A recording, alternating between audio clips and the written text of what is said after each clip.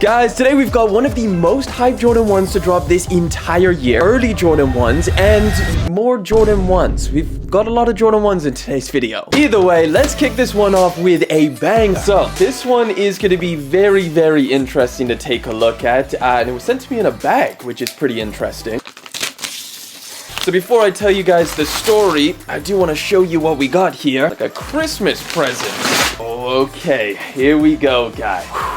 You're probably thinking, what the hell is this? A pair of mids, a pair of lows? You see the pink paper. Travis Scott Jordan 1 Low. Damn, this is super interesting. Okay, so you do get this little booklet in there, but you do get the paper and everything like that. And one of the most interesting things is if you take a look at that size tag over there, that is the code for the Jordan 1 Low Travis Scott. But clearly, this is not the box that this pair of shoes was supposed to come in. So basically, what happened was one of you guys actually who watches the videos reached out to me and basically said that their Travis Scott Jordan 1 Lows were sent in this box instead of what they were supposed to be sent in. Now I thought that was super interesting, like why is Nike sending this person this box? So maybe this is a more widespread issue. If you got sent your Travis Scotts in this box rather than the reverse mocha box which they were supposed to come in, drop it down in the comment section. This pair of shoes was won by Graham, who let me borrow this pair of shoes to show off to you guys and do a review, so that will be coming tomorrow. Huge thank you to you, Graham.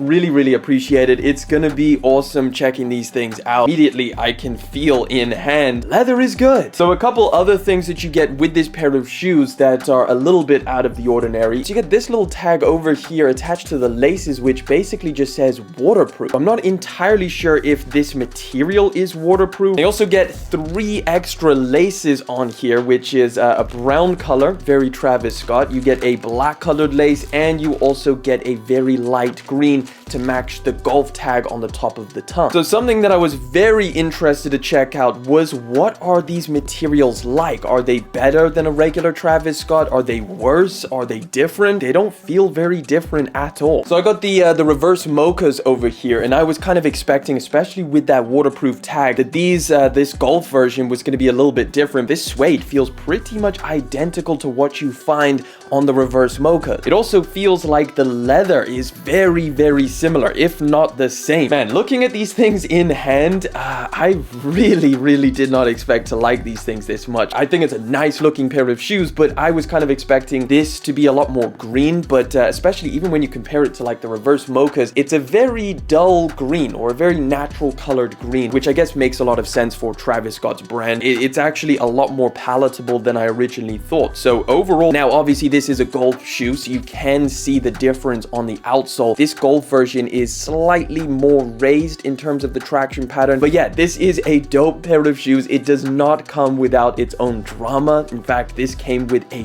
lot of drama. Now, we're not going to be able to get into all of it in today's video. Big conspiracy floating around about these things being backdoored, and YouTubers had something to do with that, which is something we'll get into when we talk about these in the review. Graham, again, thank you for sending this pair over. He just wanted to help out the content, which I really extremely appreciate. Either way, guys, let me know what you think about these. Alright, next up, no more pull tabs, which is always a bummer. I love tearing open a pull tab.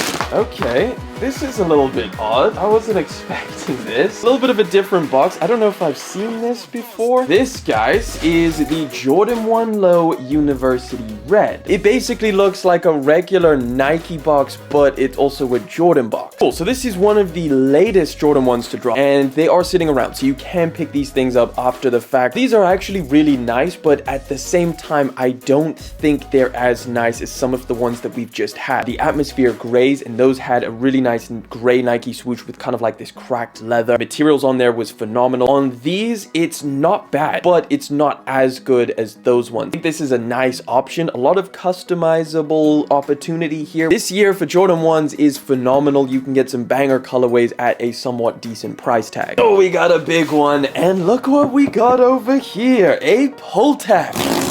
2 pairs in here. Here we go. This, guys, is the Jordan 1 High Mauve. Okay, so you do get an extra pair of laces all over white, which I think I would definitely swap out. The more recent release as well, I believe it dropped on like the same day as the University one. Kind of wish they added somewhat better materials. It's nice and thick though, it doesn't feel too plasticky. Not a bad colorway by any means. Like this mauve color is very, very dulled down to the point where it almost a little bit looks like just gray with slight undertones of mauve. Now, I'm not entirely sure the demand on these things. Like, are they gonna hit sales racks in a couple months? Potentially. If they do, there's a lot of Jordan 1s under retail at the moment. This colorway would probably be up there as one of the better under retail Jordan 1s. Right, this is one that I really wanted to check out. What the hell has Nike come up with now? This, guys, is the Nike Dunk Low Remastered. A lot to unpack here, a lot going on. These things are not bad. It has the DNA of a dunk, obviously. It does look like a very different shoe, especially from that top-down look. Almost kind of resembles like a trail shoe or something like that. And then, of course, from the side on, it does just kind of look like a regular Nike Dunk Low, apart from the giant Nike swoosh on the side. I'm actually pretty surprised at how much I kind of like these things. I thought I was gonna roast them for a little bit. This is way better than the twist ones, I think, at least in my opinion. A little bit chunkier as well, which is pretty dope. All of the mid panels that you see in black, or the underlay, that is all a pretty padded mesh material, which feels really nice in hand. And then obviously the rest is just regular Nike Dunk leather, so nothing special. Got a slightly different traction pattern as well, almost like it's enlarged a little bit. I just slide my foot in here and see if they are actually a little bit more comfortable. Certainly not bad. With all of this extra padding, it feels pretty nice. But hey, listen, if you were looking at these things and